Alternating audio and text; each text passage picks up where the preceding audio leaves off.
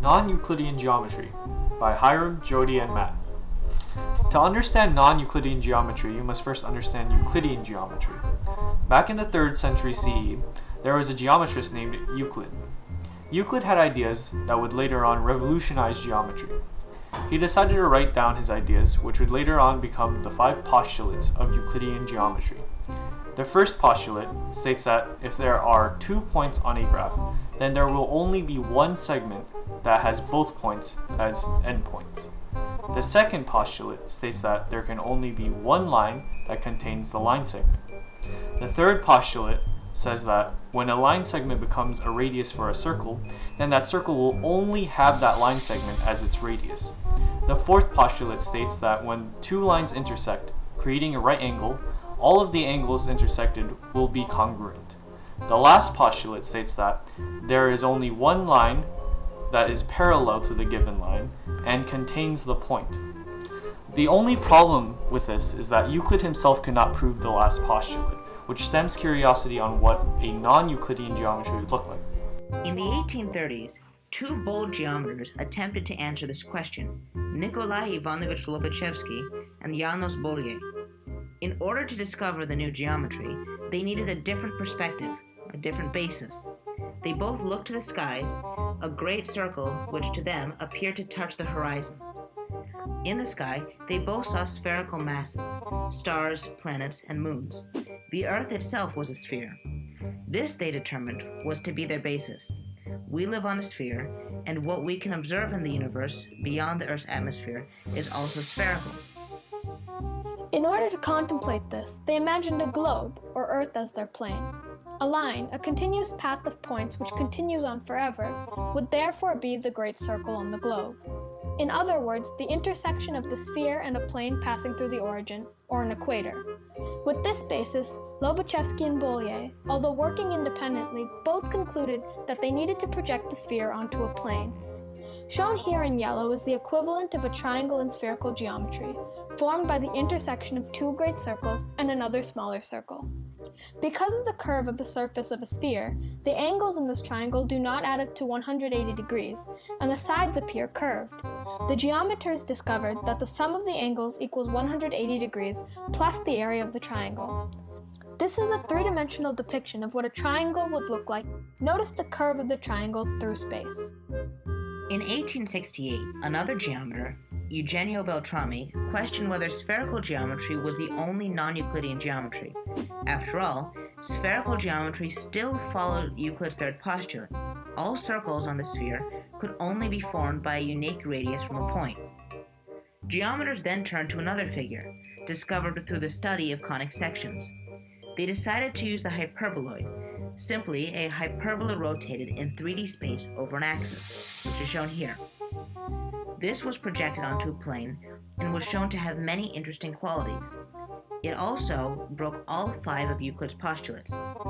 Lines appear as semicircles on a 2D plane, forming a right angle with the infinite bounds of this plane. By intersecting 3 of these lines, we get a triangle, again distorted by the projection of the hyperboloid on a 2D plane. In this triangle, the sum of the angles equals 180 degrees minus the area of the triangle. The 3D projection of the triangle is shown here as the intersection of a hyperboloid with 3 planes.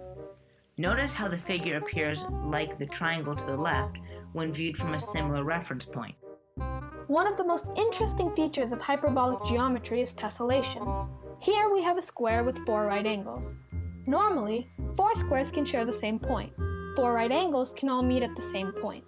In non-Euclidean geometry, however, this is not always the case. As we change the scale on our hyperboloid, there becomes more space for more right angles, just as we see here, 5 squares sharing the same point. Each of these squares has 4 right angles, and all 5 meet in one point. But it does not stop here. By continuously adjusting the scale, we can fit more squares. Here we have 7. In fact, we can expand the scale to have an infinite number of squares sharing the same point on a 2D plane, all with right angles. Much of hyperbolic geometry has yet to be explored and is still a very impressive and unique geometry. In a geometry where breaking the rules is the basis, There is a never-ending possibility for discovery.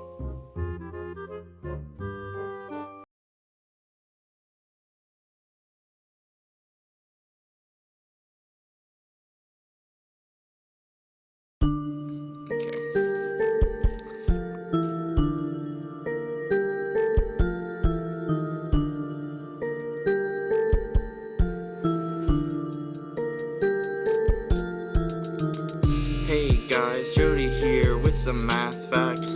Gonna start rapping hard, busting hot tracks. So I'm gonna rap. Can I get a heck to the yes? It'll all be fun, so please don't digress. So I'm gonna start off with the first postulate. Connecting two dots makes a line, there's no misfit. It's not that hard, so please don't stress out. Just connect the two dots. Then we take a line segment, extend it forever, and it'll be straight throughout all your endeavors. This is straightforward and there's not much to it. This is really not hard, even toddlers can do it. Now that we have our straight line segment, a circle may be drawn if you so consent. That line will be the radius, there's nothing else you need. That's pretty cool. Agreed? As you know, a right angle is 90 degrees, it needs no analyses. It goes without saying that all are the same. It doesn't take a scholar to play this game.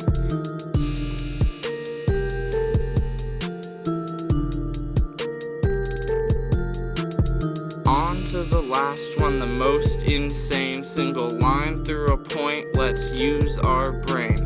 This single line is parallel, and that's the 5 postulates in a nutshell.